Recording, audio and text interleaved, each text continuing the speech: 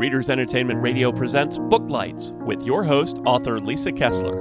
Booklights, where we're shining a light on good books. Hello, everyone. Thanks so much for tuning into Booklights today. Can you believe we are halfway through 2025? How did that happen? What is time?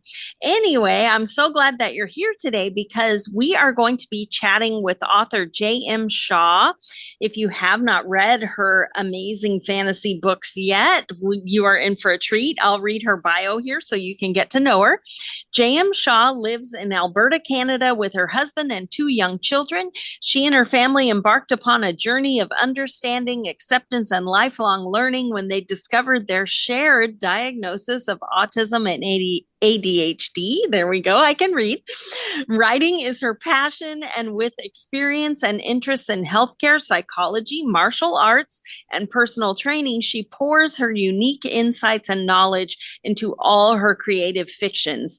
And you can learn more about her and her books at her website, jmshawauthor.com. And in the show notes, there is actually a link right there that you can click and sign up for her newsletter, find her on social media. And without any further delay, are you there, Jennifer? I'm here. All right. Thanks so much for being here today. I was looking up at your books, and Forsaken Souls just came out this month. You want to tell everybody why they should run out and grab a copy? I am really excited about this book. I poured a lot into it. I thought my third book was tough, but my fourth book it really challenged me in getting into like that psychological character building, dealing with trauma. And there's this darker, more epic elements in all of my series. It's getting darker and more epic as we go along. Is this like, I read it's the Callum Walker series and this is book 4. Should people go back and start at book 1, or does this stand alone? It would be hard to have a series. I did try, I try to bring things forward from the previous books so that you can get an idea. It would work as a standalone, but you do miss that character growth and the full arc of the series and stuff. So most people do start with the first one. All right. Yeah. Do you want to tell everybody about Callum Walker and what the series is all about? Yeah, so the gist of the series is that there's our world, our time, and there's a coexisting magical realm, but there's a veil that separates us, and we can't see across this veil because we don't have magic. But these creatures from this realm that do can and have, and they've been the source of our fairy tales and mythologies. And then Callum Walker is a young man born with the ability to use magic, and he doesn't know why.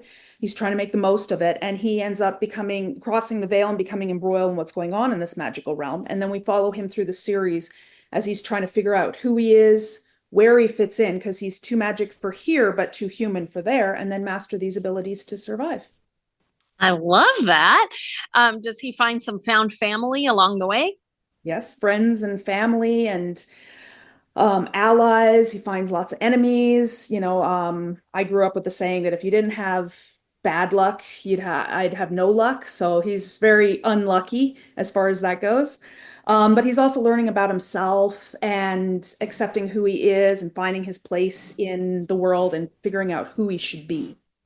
Oh, I love that. What was your inspiration for writing this series?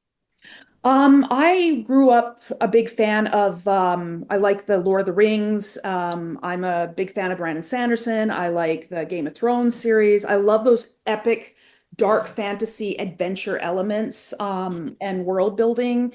I grew up also reading Dean Koontz, and I like some of his out-of-the-box thinking, as well as the Merlin stories. And Merlin was a big inspiration for me, like young Merlin. He wasn't born Merlin the magician. He became Merlin the magician. Where did he start?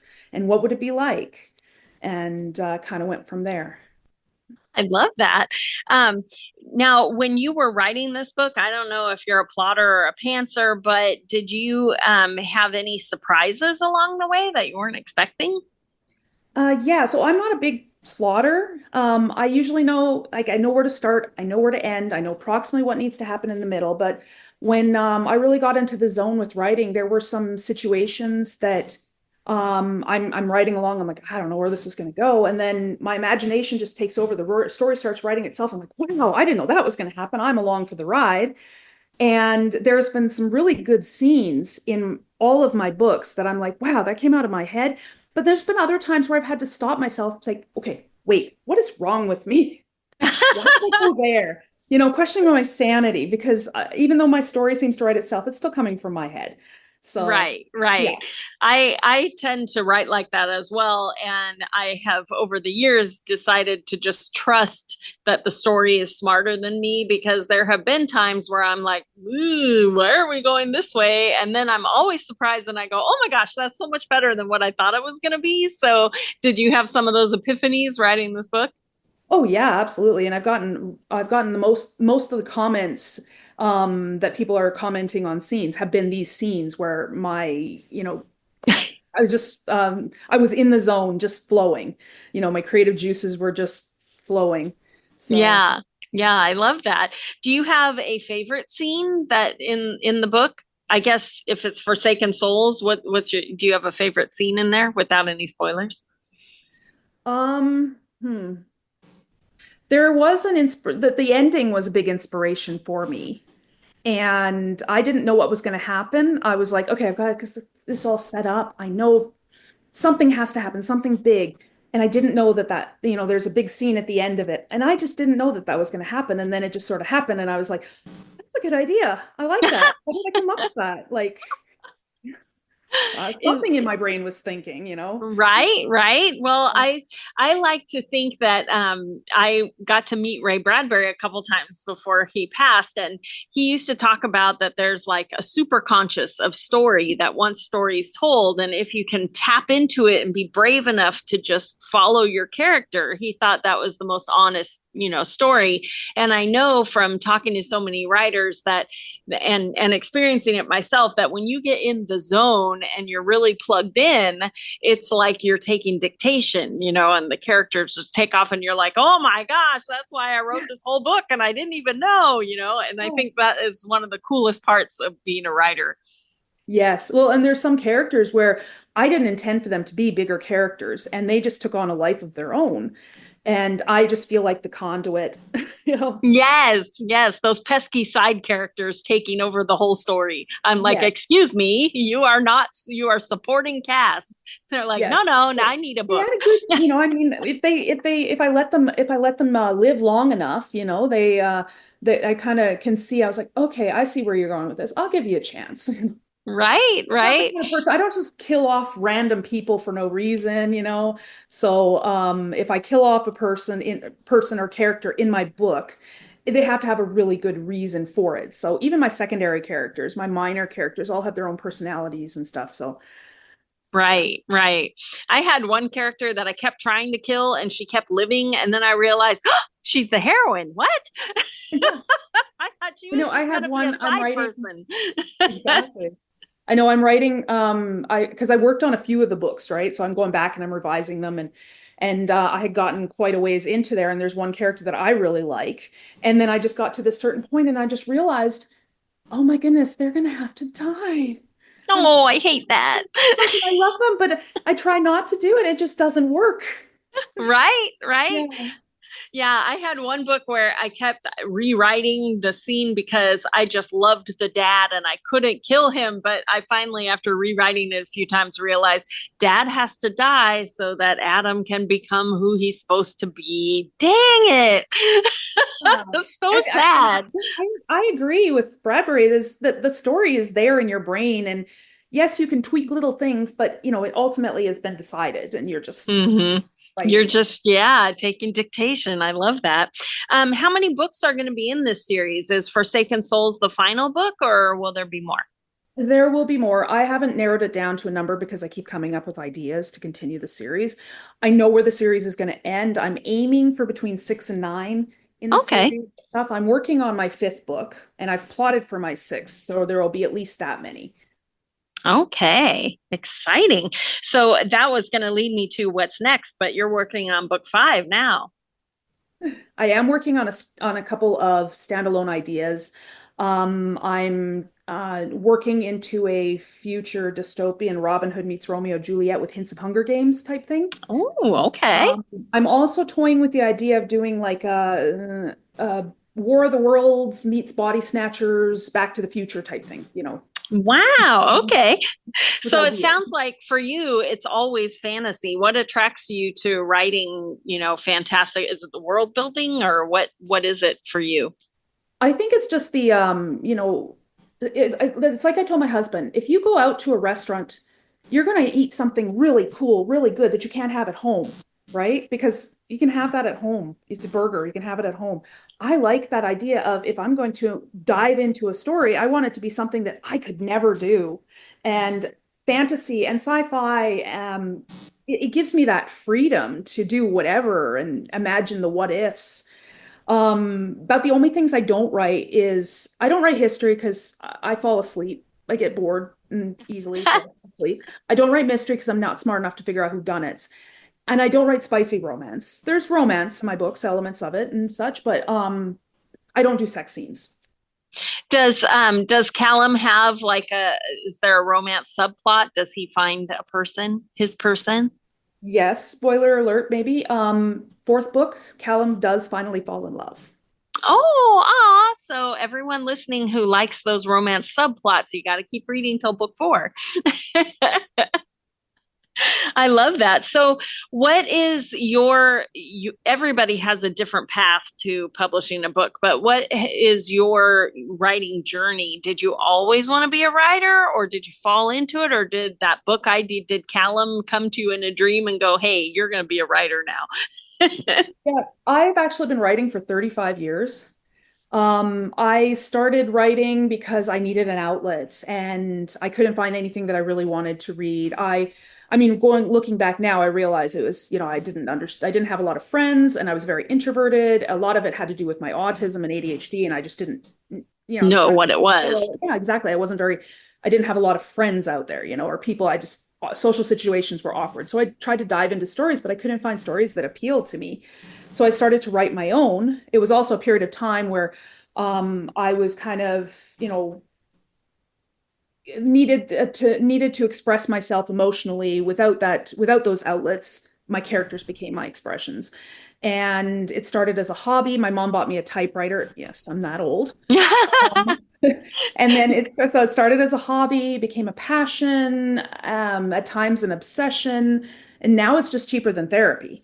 And it wasn't until 2019 when I was finally diagnosed with autism and ADHD that I thought maybe writing is my special interest, because I've been writing for so long, but I'd never shared anything, or I was too shy. I think my cousin got a couple of my really early books and she loved them, but other than that, I never shared anything because I was just too shy.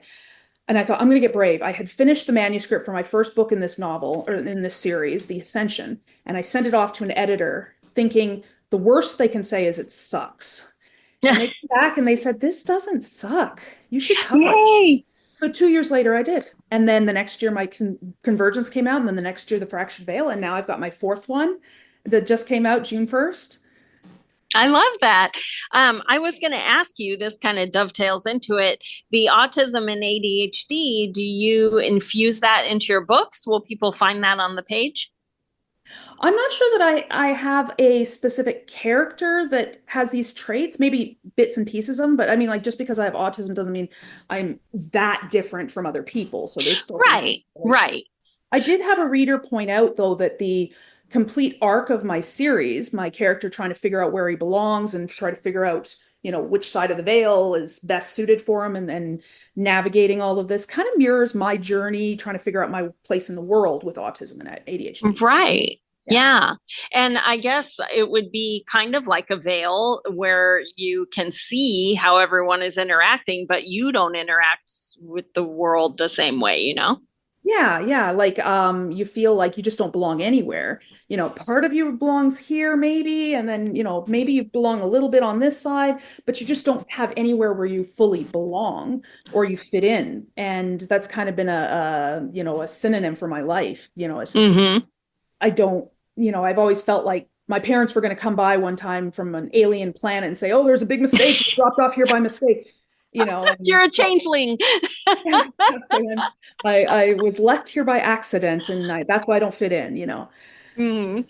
Yeah, that's an interesting concept. When you are not writing when you're reading? You mentioned Brandon Sanderson and Dean Koontz, but are there, authors where you start reading and then you're going, oh my God, I have so many ideas I have to go write? Because we like to add to our to be read lists around here. So, Oh yeah. I mean, I had to buy, I don't know if you I guess you can't see my room, but I've had to buy 3 bookcases because every time I go to an author signing or a talk or an event, I'm getting recommendations like, oh, you should read this, or oh, you might, if you read right in that series, you might like this. And so now I have half of my shelves are full with to be read lists. I love it. I love it. And speaking of book signings, you have some coming up, right? If people are in Yes. Canada, they can come meet you. Yes. Yeah, this weekend I'll be at the West Edmonton Mall in Edmonton. I love that. And if they go to your website and click events, they can see everywhere that you're going to be, right? Yeah, I do also try to post updates and such on my social media. Sometimes I get busy and I can't get to those all the time, but there'll be a listed also on my events page. And then you can click on the maps and it'll show you how to get there.